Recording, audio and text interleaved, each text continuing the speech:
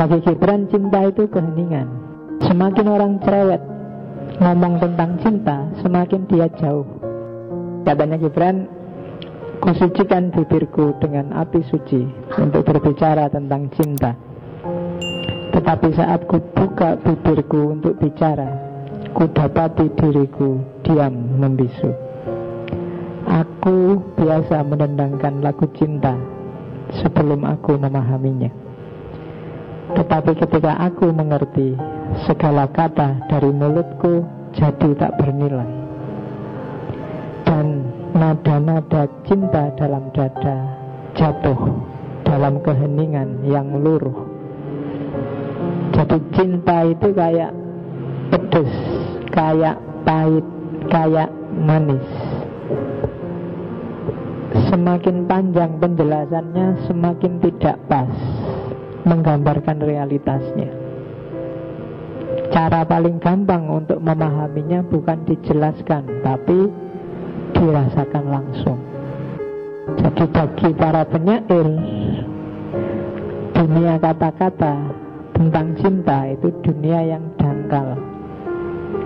Semakin tebal buku yang menjelaskan tentang cinta, semakin dia dangkal. Karena dia harus memaksa dunia keheningan menjadi dunia keramaian.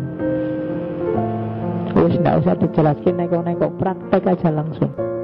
Setiap apapun yang ada di sekelilingmu, pakailah relasi tertinggi yang namanya cinta. Hidupmu akan indah. Coba aja. Selama ini semua kegalauanmu karena kamu ngasih nama relasi yang macam-macam. Kalau sama ini teman, kalau sama ini musuh, kalau sama teh ini pemberian gratis. Relasi ini macam-macam, tapi gantilah semua relasi dengan cinta. Itu akan enak hidupmu demi dirimu sendiri. Dan gak usah dibahas kayak gimana ya Pak, cinta sama teh itu kayak gimana. Kamu bisa sendiri pasti. Cinta itu keheningan. Jangan cerewet, dipraktekkan aja langsung.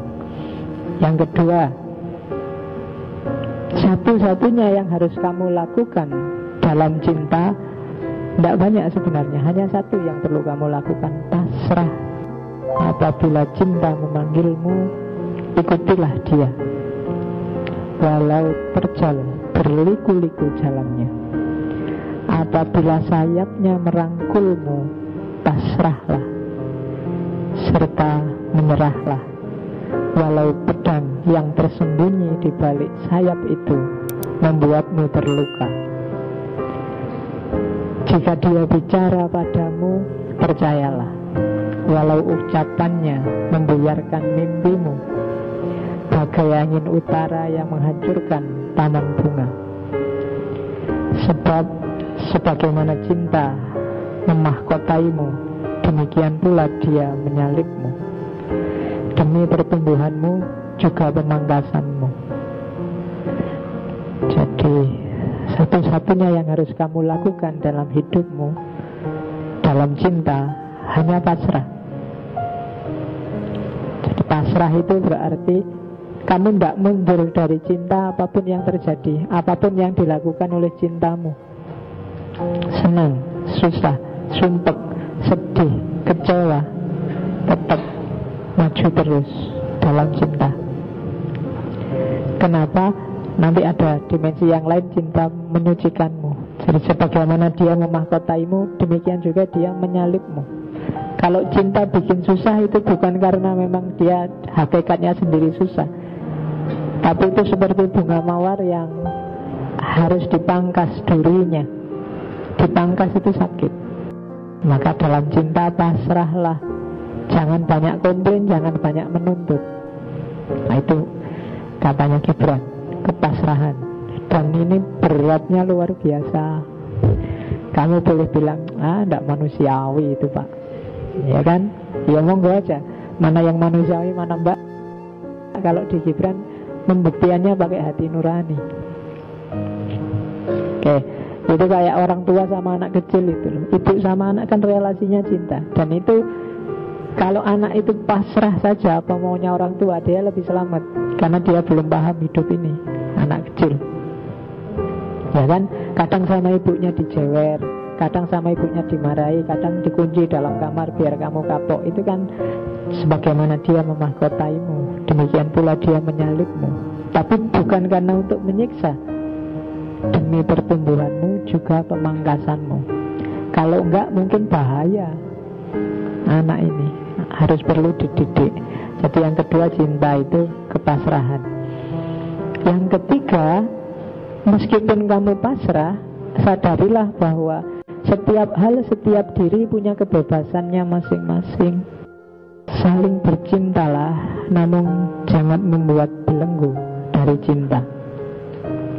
Biarkan cinta seperti air yang lincah menjelajah di antara pantai dua jiwa.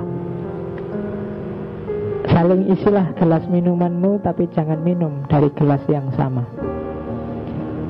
Saling bagilah rotimu, tapi jangan makan dari piring yang sama. Bernyanyi, menarilah bersama dan bersukacitalah.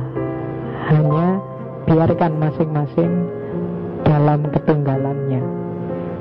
Bahkan masing-masing tali harpa memiliki ketunggalannya, walau mereka berdendang dalam lagu yang sama. Kebebasan. Setiap pribadi itu unik. Dalam cinta harus ada respect, penghargaan pada keunikan masing-masing. Tidak harus dipaksa. Terus, ini yang paling berat cinta itu, ketulusan.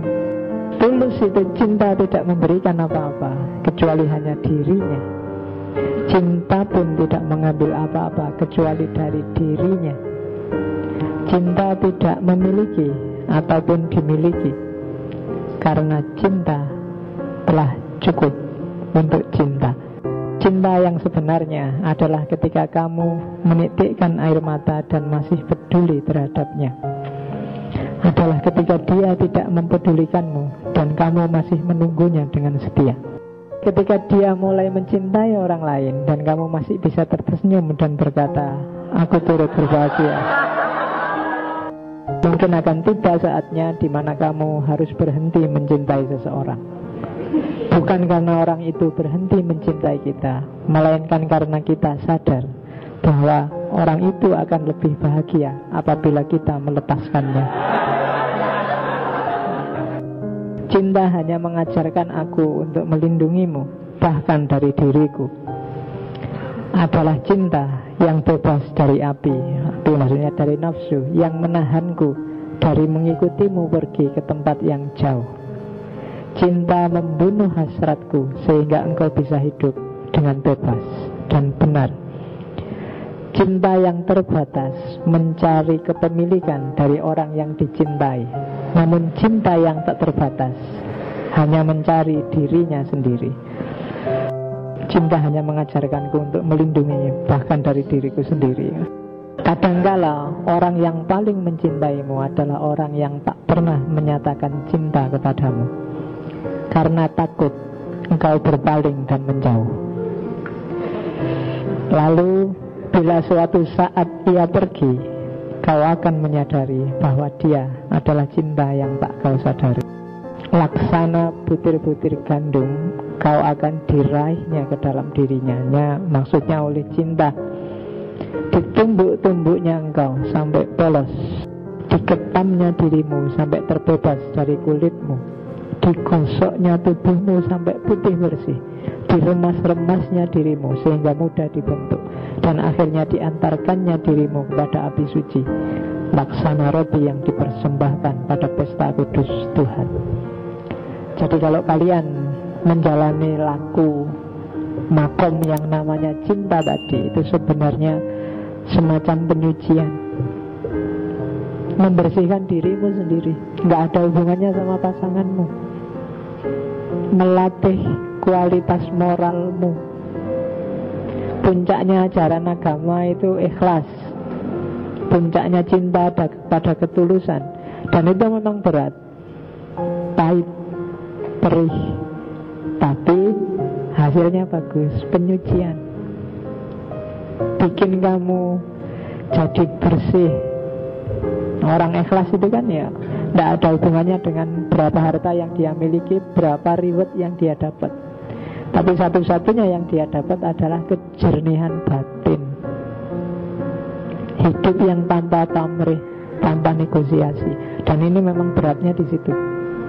Bukan waktu kamu nembak ditolaknya, tapi batinmu yang terasa. Yang kamu sudah ditolak aja masih bisa tulus, bisa mencintai, bisa berkorban untuk dia. Itu kan luar biasa. Dan ketika kamu terlatih kayak gini, relasi apapun, ketika labelnya adalah cinta, akan terasa ringan. Jadi seolah-olah kamu yang bertahan, seolah-olah kamu yang dikorbankan dalam cinta, tapi korban adalah penyucian. Tidak ada yang pernah menerjemahkan korban itu sebuah kekalahan, tapi dirimu sendiri. Kayak tadi, kayak tanah yang berubah jadi keramik. Selama dia masih tanah, masih kotor. Tapi setelah dibanting-banting, setelah diputer-puter, bahkan setelah dibakar, baru dia jadi keramik yang mahal dan berharga.